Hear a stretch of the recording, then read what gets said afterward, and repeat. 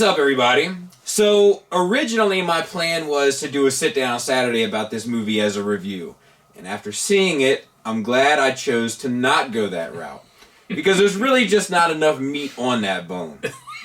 I'm going to share this picture real quick. For those that are following the Skullface Facebook page or Instagram, you've already seen it. But this was me trying to speak to the manager shortly after I got out of the theater. I have Marilyn Phil with me. What's up? And Chris Pinkerton, if you're nasty. What's up, party people? New co-host of Nerd Rage Radio. And we are going to have a spoiler-free discussion, and maybe a little spoilers at the end, but we'll give you fair warning about Bumblebee. So, in typical fashion, we do the good, the bad, and the ugly, and today will be no different. So let's start with the good. It was a fine 80s movie, and it was fine for its target audience, which were very small kids.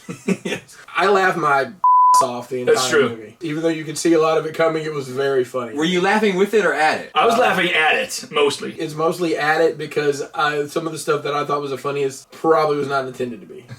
Yeah. So that's the thing. I'm not sure if that's a good thing. Yeah. Man. I think that this movie is really good for 6-year-olds. Or 8-year-olds. It reminds me of Flight of the Navigator or Mac and Me or... The Last Starfighter. I'm not sure if I can give it Starfighter credit. No, Last Starfighter was a classic. Turtles in Time.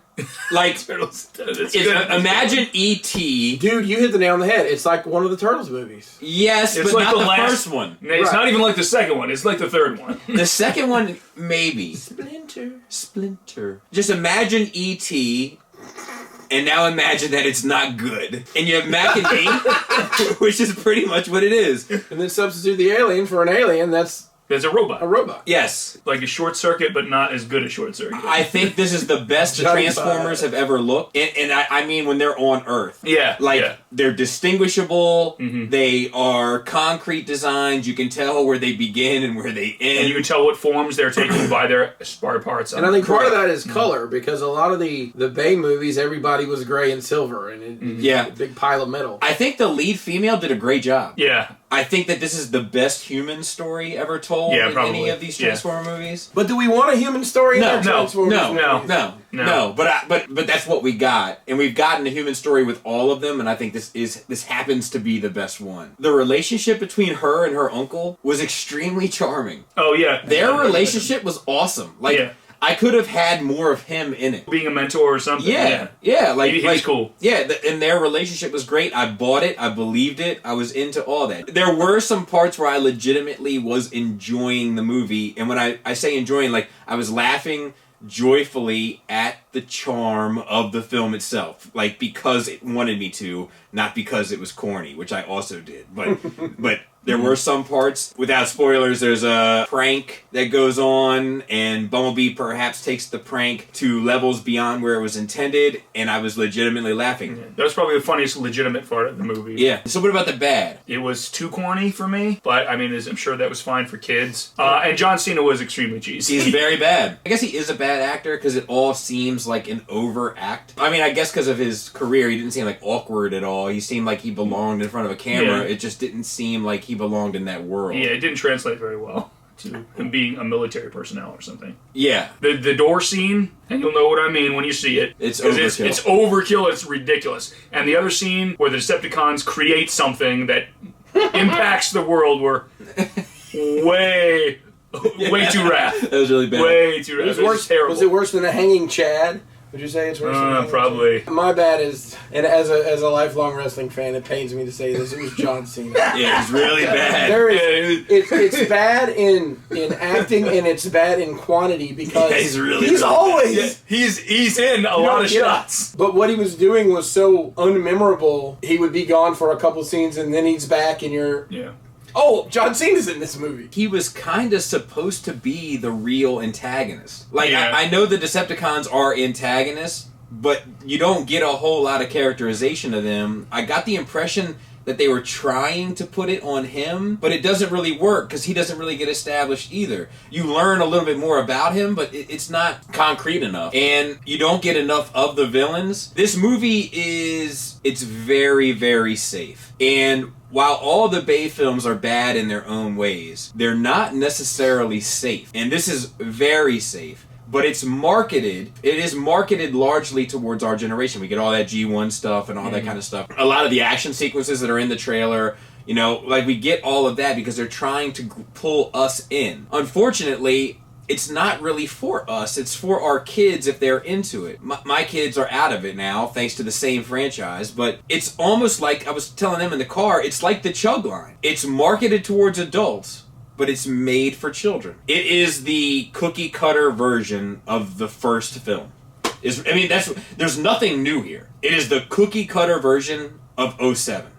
Yeah, pretty much. It's just set in the 80s instead of in 2007. Oh, the soundtrack was great. Yeah, the soundtrack with all the 80s tracks were great nostalgia. Yeah. What about Ugly? Basically the bait and switch to get me into the theater, which was what we saw in the trailer and what you actually got. Bobby, you mentioned that the character designs for the Transformers characters were very, what'd you say, the cleanest they've been so far? Yeah, like distinguishable. Yeah, I mean, there was still some of that I guess they're just trying to kind of blend the Bayformers, as they're called, into more of a G1-esque look. It kind of got there, but it kind of didn't for me. It did for the Autobots they showed. It didn't really do that for the Decepticons in my mind. There is some corny parts that are over the top corny. Yeah. There's some of it that we're going to get into in our little spoiler section. But in my sit-down Saturday where I talked about this stuff, so this isn't spoilery, I said that the Cybertronian stuff, the footage that we got, looked video gamey and not as polished as the CGI stuff that we got on Earth. And I still think that the CGI of these Transformers on Earth is the best we've ever seen. But the stuff on Cybertron still looks like cut footage of Cybertron War. It's that, and there's one scene in the middle that were obviously cut in later. Do you recommend seeing it in theaters? No. Unless you're taking your little kids. That is my exact. Yeah, if you have little kids you want to see this, great. If you're going as an adult thinking you're going to get what you want, don't bother. I don't know, my kids would sit through it, to be honest. My little kids. Okay. If you like going to the movies, it's a good popcorn movie. I love to say this, it's a fun romp. I mean, if you turn your mind off a little bit and just laugh at the nonsense. I had a good time tonight. Laughing at this movie. Out of 10, what do you give it? For kids, I'd say 7. For me, I'd say like a 4. I'm gonna give it a 7 across the board. Wow. Okay. Well, that's a pretty good score. The reason I give it a good score is I had a good time watching the movie. That's not what they intended. They didn't intend for me to have that good time, but I did. Okay. So I'll give it a 7. I'm giving it a 6.5. I recognize the good in it for a children's movie, and I recognize the bad in it as an adult that I don't think I would recognize if I was a child. Last weekend, you saw Spider-Verse? Yes. And you saw Spider-Verse. Correct. And I saw Aquaman. Would you recommend someone seeing Spider-Verse or this, if given the option of the two? See Spider-Verse in 3D if possible. Spider-Verse all day. And I 100% recommend seeing Aquaman. So that's my thing, is that the other movies that are kind of competing in the same genre pocket that are out at the same time are probably far better. If you don't want spoilers, click out right now. And if you do want spoilers or you don't care, they're going to be minor spoilers, so hang in there. And for those that don't want the spoilers, come back. Come back soon after you've seen the movie, and we'll talk more. And so we'll count down for spoilers.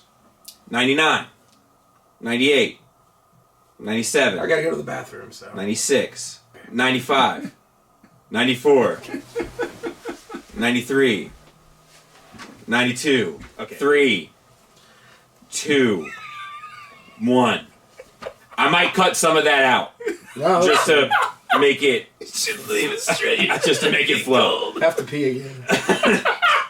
Just large drink. So, is there anything that you want to say spoilery? It was pretty obvious to me that the Cybertron scenes and the scene on the moon with Cliffjumper is cut in, just from how it was shot. And the fact that the CG isn't the same as the rest of the film. It's so predictable. It literally is an 80s teen angst movie with Transformers in it. And I'm not mad at that. Yeah, this was the Karate Kid with Transformers. It was very formulaic. Yeah, that word, everybody. Oh, and the Decepticons creating the internet is trash.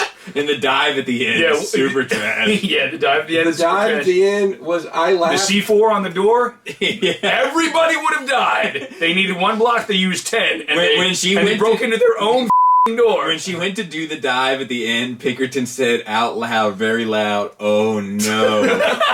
And I wasn't even thinking about it, and then I was like, oh my gosh, he's gonna do the dive. I mean, it was fun, but it was like watching, there's some infamously bad movies that people watch for comedy's sake. Yeah. And it was, to me, it's almost on that level. This is what I'm going to say about this. During Sit Down Saturday, I said, and I quote, I guarantee you this Cybertronian footage is either A, at the very beginning, or B, cut together as a memory when they find Prime in the woods.